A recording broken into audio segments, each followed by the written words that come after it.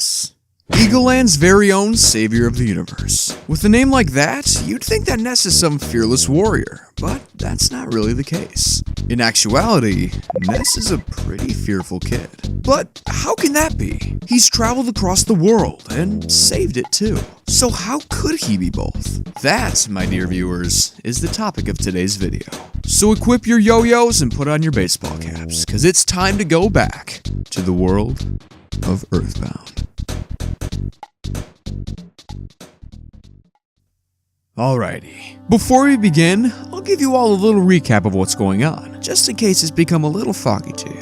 One peaceful night, as the crickets chirp in the moonlight and as the stars glisten in the sky, a meteor comes crashing down from the heavens above and leaves a crater right on top of this hill. And after a quick knock at the door, a plea for help, and a quick change of clothes, we're off to discover what lies at the top. Once there, a handsome-looking bee-like creature awaits and explains to you how you are the chosen one and how it's your ultimate destiny to defeat the universal cosmic destroyer, Giygas. From there, you begin your quest to save the world from total destruction. So, let me get this straight. 10 years into the future, a being of pure evil ends up taking over the world, and the only one who can stop him is a 13-year-old kid? I don't care who you are, that's a pretty daunting task. Not to mention, a scary one too.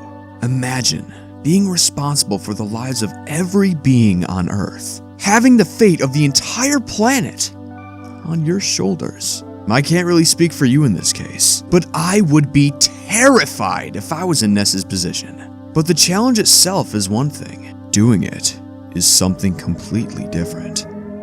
Eagleland is a very strange place to say the least. A world far different, yet oddly similar to our own.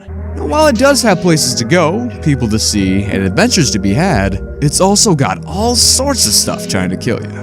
I'm talking street pose, hippies, ducks, man, that's just scratching the surface, folks. It's a pretty nerve-wracking world out there, and Ness has to face it head-on. Along with the constant reminders of Giygas and what will happen if he fails, I'd say that Ness has a lot to be scared of at this point. However, we're still not done. Ladies and gentlemen, meet the evil Mani Mani, a mystical statue that brings out the deepest and darkest evil in people. You may remember this thing causing all sorts of trouble in EarthBound, as it was used to spread Giygas' influence across the world. But this wicked idol is much more than a physical object that exists in the real world. Its evil extends to your world as well.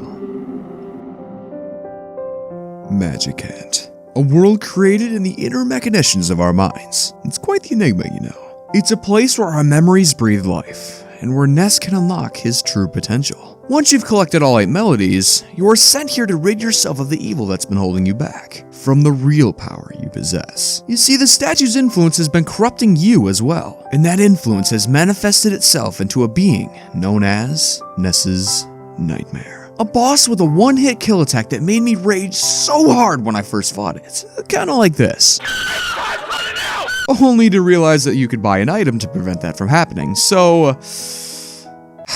All jokes aside though, this is a pretty intense moment for Ness. Going into his subconscious and not only having to relive the horrifying memories of his past journeys, but also to face the evil within himself, and facing it alone.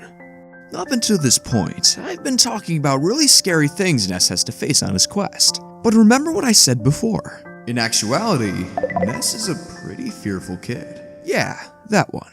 How exactly can I prove that Ness is afraid if he's a silent protagonist? Someone who doesn't say a word. Well, I wouldn't be bringing it up if I couldn't explain it. After a few hours into EarthBound, you may be afflicted with a particular status condition. Now, it's not anything life-threatening like burn or paralysis, it's actually much worse.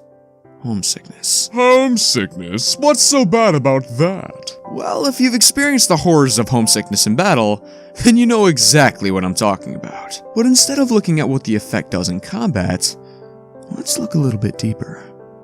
Homesickness in EarthBound isn't given to you by an enemy or anything like that. Instead, you get it by not calling your mom for a long period of time. Now, as adorable as that is, it's kinda sad too. Here we have just a 13-year-old kid, having to leave his home and family to go and explore places completely unknown to him. That's a lot to ask out of somebody, or anybody for that matter. And it scares him. He's afraid of what he has in store for him, and the homesickness shows it. He wants to find comfort in his mother's voice. He wants to know that everything is going to be okay. And it will be. While Ness may be afraid of what's to come, that doesn't make him any less of a hero. Sure, he's got his own fears, but who doesn't really? Ness has the courage to overcome his obstacles and stare into fear's eyes with a smile on his face. Being scared of something doesn't make you weak or any less of a person. It's what you do with that fear that defines who you are. So the next time you're faced with something you're scared of, don't run away. Fight it head on and show that fear what you're really made of.